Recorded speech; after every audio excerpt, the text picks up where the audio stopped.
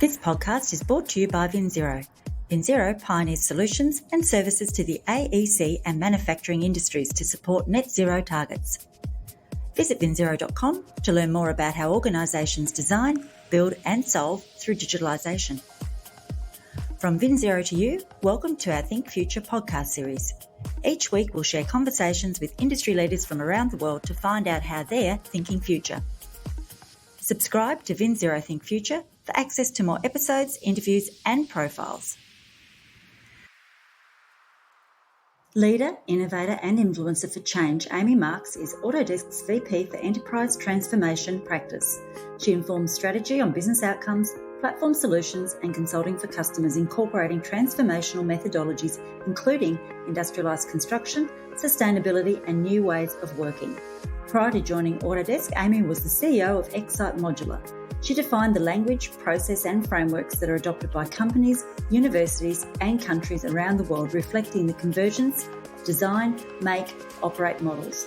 Amy champions the integration of transformational and innovative methods of working across many building types and is a graduate of the University of Florida and an alumna of the Harvard Business School. In the process of her career, Amy has pioneered a path to become the world's preeminent prefabrication consultant and as a result is perhaps best known as Queen of Prefab. Welcome to the program, Amy. Thank you for having me. Amy, you've been in this space a long time. How are business models changing? It's been a very interesting last few years. I think things we thought were impossible 5 years ago are now completely possible, and we've seen them happen in the last 3 years. Things like remote work, things like electronic digitization of different processes that were previously on paper or had to be face-to-face. I think we're just seeing a very different world these days. And what was happening in the past, even though it was happening, it was at pace of technologies converging and processes converging and real industries converging. Over the last 3 years, accelerated by COVID, obviously, we've seen a tremendous acceleration of business model transformation. And I mean, I'll just give you one example. I had friends prior to COVID that had task force for 3 years on how to go paperless signatures. And it was a very time-consuming, almost impossible task force. 3 days after COVID happened, they were electronic signatures only. Now, in 3 days, technology didn't change. I think the acceleration is the way in which we're interacting with technologies and our behavior around technologies, our acceptance of technology. And that's the really exciting thing we're seeing around convergence of technology within these business models and business transformation.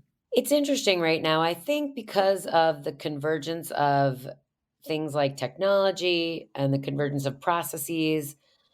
Really, we've seen a real convergence of business models. So if I'm looking across our customers, whether they're manufacturers or building product manufacturers or architects or engineers or contractors or architects or even our owner and, government customers, they're really changing their business models. They're recognizing they want to own more of their own data.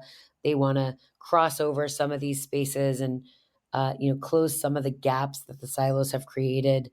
So, Amy, as you witness organisations moving through the change journey, what does it typically look like? Well, first, I always say that change happens with dissatisfaction. And that's not always that they're unhappy about things. That's part of it. Sometimes they are aspirational and they want to get to someplace. So I always ask customers in any language, this always translates, what does your business want to be when it grows up?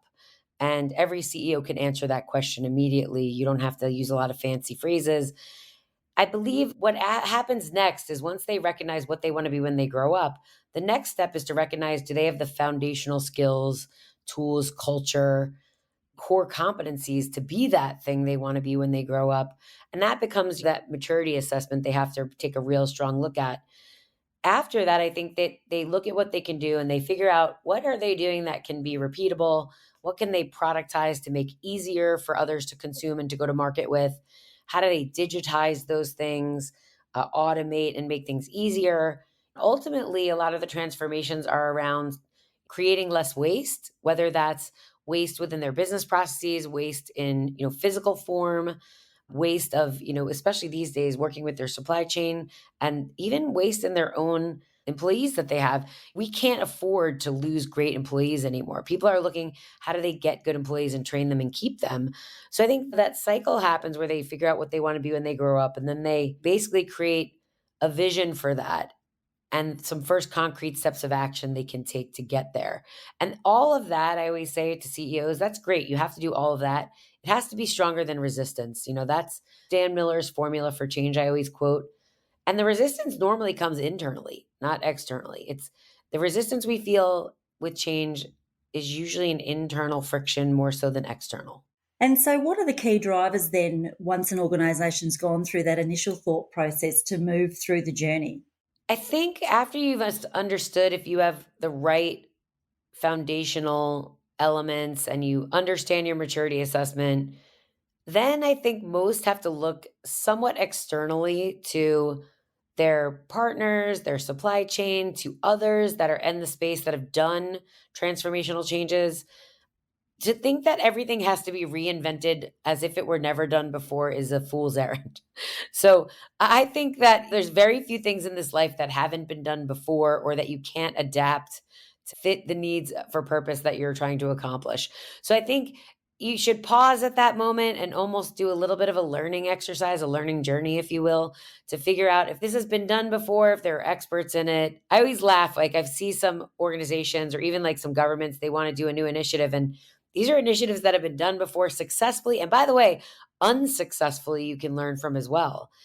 And instead, we just sort of start from scratch as if things have never been done before. So I would say that I always give CEOs advice to first figure that out before you plow through and decide to start inventing things. And Amy, what are some common outcomes that people are looking for if they're not, in fact, reinventing things? I think a lot of customers these days are looking for outcomes, those real measurable changes that improve their business performance. Like, how do we win more work? How do we know what is the right work to win? How do we have more sustainable outcomes? How do we make sure that we are integrating and digitizing what we're doing so that the domain expertise that's in people's heads can actually be standardized and automated and optimized? So I'm seeing a lot of outcomes around productivity, a lot around sustainability, and outcomes around profitable work and winning the right work these days. I mean, of course, there are always the outcomes around safety and especially if you're on the construction or manufacturing side, but I'm seeing also a lot more outcomes these days around creating competitive advantage by either developing some new technologies on their own or integrating different workflows and capabilities that no one else has. That seems to be a pretty interesting outcome people are looking for. How to string together several complex solutions for different end states. That seems to be a hot topic these days. So, what does a successful strategy for driving technology led change look like in your view? I mean, obviously, you have to have buy in from the champions at the top. And I think they really have to explain the why the company is doing things. I think then once you understand the why and that's driven down through the ranks, you obviously have to talk about the what is happening and what you would like to see accomplished. I think a lot of the how should be left to a lot of the, middle managers and people that are doing great work and that actually are closest to the business and customers in its day-to-day operations. Amy, as you engage with the manufacturing sector on a global basis and bring them along on the journey of digitalisation, how do you lead the conversation? What questions are you asking typically? I think, we talk a lot about what if, what is their expected experience? What could life be like if data around design, make, operate was actually granular? What if it was open and accessible? What if you could actually collaborate concurrently rather than in a linear fashion? What if you had access? What if things were seamless? It's like the way in which I always say I could order a pizza these days in a seamless interaction on my Apple Watch using like 6 or 7 different technologies to customize, pay for, and watch it get delivered to my house. What if the access was seamless like that for us in our organizations, in our industries? And what if that data was really reusable? So it wasn't just going in the trash after we had one project or product that we were building, but we could reuse it and it evolved. I think that's the kind of vision we're painting for a more modern and connected, insightful environment where people could be more predictive instead of reactive. Are you looking for a digitalisation and net zero partner to help you achieve your goals? Join the thousands of AEC and manufacturing customers globally who have turned to VinZero to start their journey toward a net zero future. With 32 offices around the world, VinZero can connect you to the right technologies and workflow processes so you can maintain your competitive position and increase profitability. VinZero has an industry expert to help you navigate the best pathway forward wherever you are on your digitalisation and net zero journey. Visit vinzero.com to find out more. And how is the implementation of technology strategy starting to impact the manufacturing and construction sectors? I think those sectors are looking at their previous processes and understanding that there was a lot of assumption based design going on where they were making things they weren't quite upfront informed around. And it's really hard to digitize and utilize great robotics and automation if you're making snowflakes every time. So we're seeing a lot around the data evolution at these companies in making sure that they have things like common data environment, but that the information that they're sharing across and the component libraries they're using actually are standardized and can create, even though they're standard products, they can customize them and optimize them in order to create newer innovations. But I think we're recognizing in our big customers, especially, they wanted to find reusable and configurable products, right? Building products, manufactured products, even design products, like assembling different design components so that they can design things with these customizable elements and products, but start using things that are more parametric and predictive in the tools and, understanding the predictive nature of things like cost and schedule and carbon. They want to make sure that we are making things in the most efficient way so that these components have things like metadata associated with that component around whatever its embodied carbon is, how it's made, its manufacturability, its supply chain availability, and really all the processes and documentation of both product and process development live with those components to make sure that we can actually operate either the buildings or utilize the component parts within other assemblies to make sure that the performance data is accurate and we can see what things look like when they're operational in real time, either as the entirety of the system or part of the system, and getting information from things like IoT sensors and being able to feed that information to digital twins to then inform those reusable and configurable products again and again. So we're getting that cycle of define, design, make, and operate that is really more informed and informed by the performance of these components and systems. So, Amy, you've mentioned the design make concept. What's really underpinning that apart from products? Every company, I think, these days really needs to start assessing their common data environment, how that data around those products is shared internally and externally with stakeholders, because obviously you need that common data environment to understand the inner workings of your own company and what you're making. But ultimately, you need to connect teams and connect processes and connect that data in order to function both as your own company, but interacting with other companies in the ecosystem. That's really important. And do you think that we are, to a degree, seeing through technology the ability to sustainably reinvent the project lifecycle?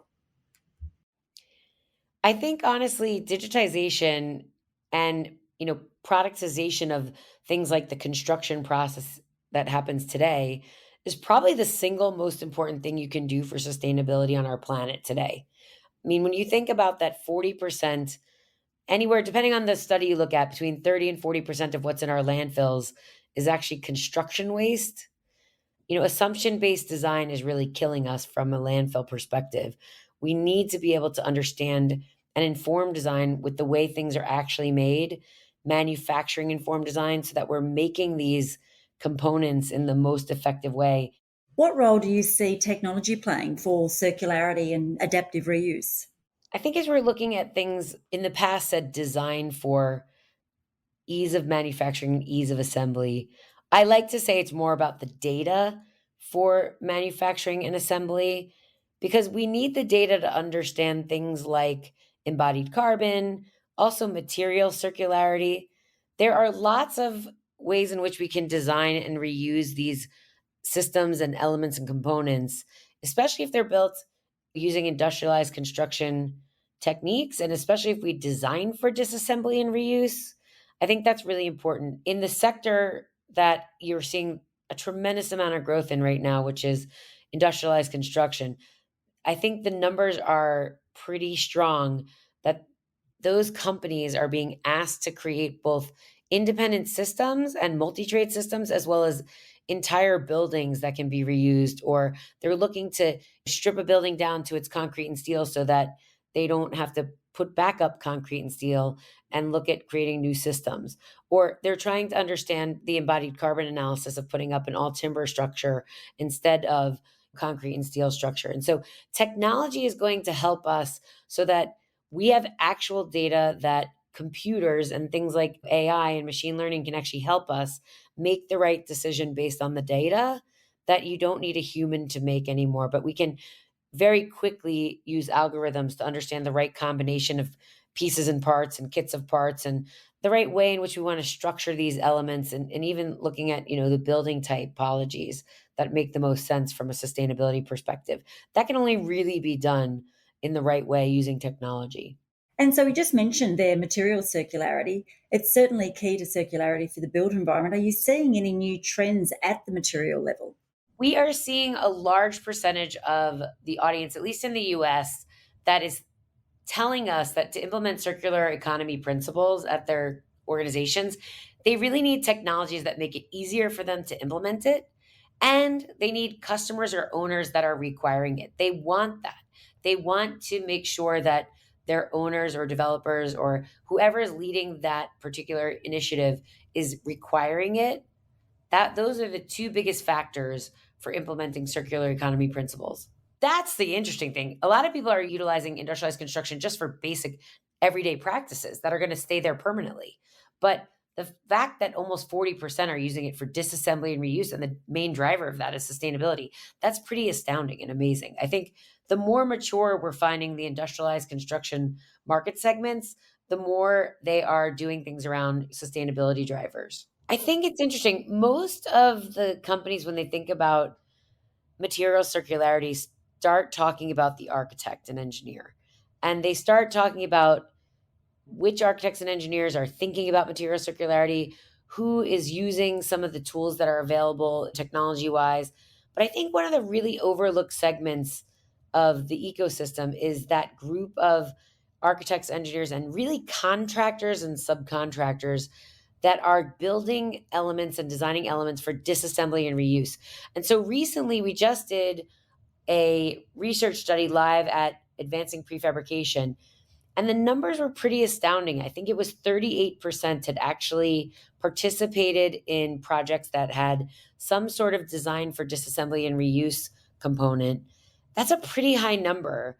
But I would speculate to think that I'm not sure that those numbers, if you just looked across all of the architects in the world, if that would be the same number, just looking at generalist architects that were thinking about material circularity, I think there are real pockets within our spaces where people are being asked to do some amazing things by reusing components, reusing systems, reusing building structure, and even in totality, disassembling entire buildings and reassembling them that we may forget about if we're not thinking about reuse and that material circularity. I think it's really key that we don't overlook that segment. So recently in that study, we found that almost 40% of that particular audience in the US reported some experience in design for manufacturing and assembly, but for disassembly and reuse activities. And sustainability was the biggest motivator behind this work. And although it was general contracting companies definitely had the most experience with these activities, the overall results really align with all the demographic categories. So there is a large segment of that mature industrialized construction population that is participating in activities around disassembly and reuse, with sustainability being the biggest driver. So, how do we start the transformation journey if you're a manufacturer or in the construction sector for that matter? Again, I think once you understand the transformation journey that you're on with that vision, you have to identify key partners internally and externally, right? that can help you figure out how to identify, deploy, and develop the right solution stack. What's really important for you? What are the right areas that you want to focus on? And how do those things tie together for the right business outcomes?